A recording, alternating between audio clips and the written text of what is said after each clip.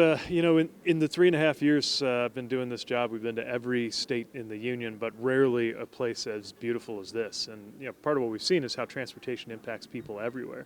This is a big, big country with a lot of very different kinds of communities and needs, but also certain things that everybody has in common, including the need to affordably get to where you got to be for work, for all the things that people go about their lives seeking to do. And we got to make the investments to make that easier, more affordable, more reliable, and importantly, cleaner and better for the environment.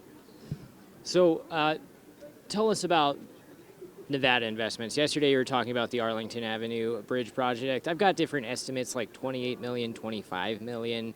But first of all, just quickly on that project, but also the work that Senators Cortez, Masto, and Jacky, Rosen have been doing to sort of lobby for these projects. Well, you've got two very active senators here in Jacky Rosen and Catherine Cortez Masto who are constantly letting our office know about the needs and opportunities in Nevada. I'm also just thankful for the work they did to help get this bipartisan infrastructure bill done in the first place. Remember, all of these projects that we're doing, including recent funding for the trail here in Tahoe, the Arlington Avenue bridges in Reno, and some major historic projects, some of the biggest bridges in the country, rail lines. None of that would be possible if we didn't have the funding. And the funding all came through this legislation. It was a big priority for President Biden.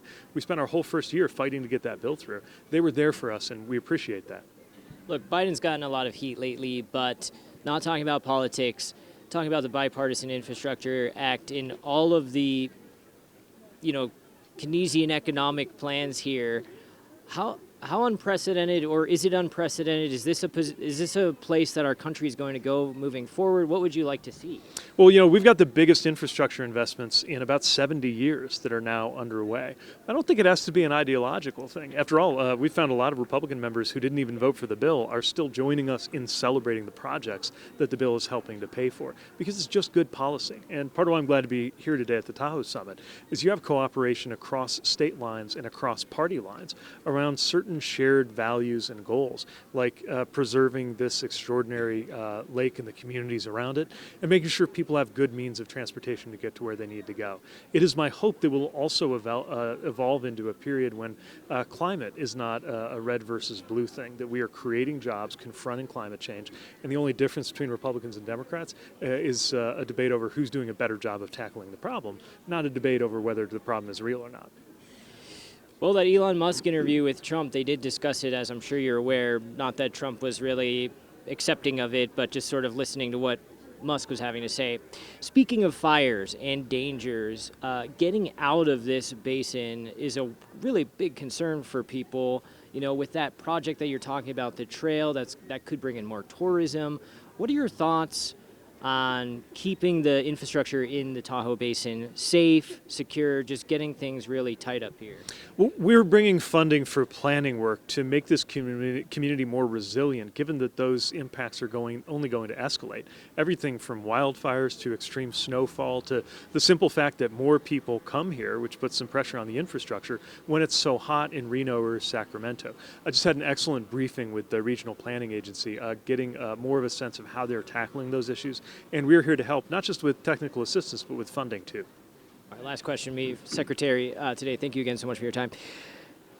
Climate change. Now, we've got this big presidential election, on the line. Could go back to Trump, could go back to the Republicans, Project 2025. Your administration that you're in has created all of this planning, infrastructure, design around mitigating climate change and solving the CO2 problem. What happens if Trump wins? What are your thoughts? How are we carrying this forward?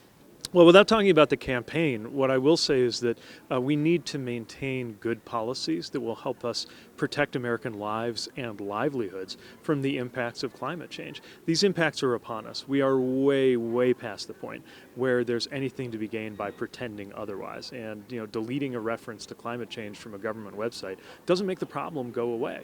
But the other important thing is that in the Biden-Harris administration, we have broken the old false choice between dealing with climate change and creating jobs everywhere from here certainly in Nevada to the industrial Midwest where I grew up. We are seeing enormous amounts of job creation in electric vehicle manufacturing, in renewable energy, and other things that are going to power the economy for the future and help us tackle the climate crisis. We have to maintain those policies, and we'll keep working to defend them. And it's on the line in 2024? Again, I can't speak to the campaign Okay, or the sorry, election sorry. side, but what I'll say is I'm always concerned when I'm up on Capitol Hill and you hear some members talking about reversing policies that are creating jobs as well as helping the climate. Look, in most developed countries, the argument between the center right and center left parties is over who's doing a better job at dealing with climate change, not whether it's real. We need to at least get that far here in the United States. All right, Secretary Buttigieg, real honor. Thank you, sir. Thank you. Thanks. Thank you very much for your time. Thank you, Alexandra. Yeah, nice to meet you. Nice to meet you too. I'll just walk you guys back that way. Thanks Okay, again. thank you. Then the plan is to gaggle afterwards.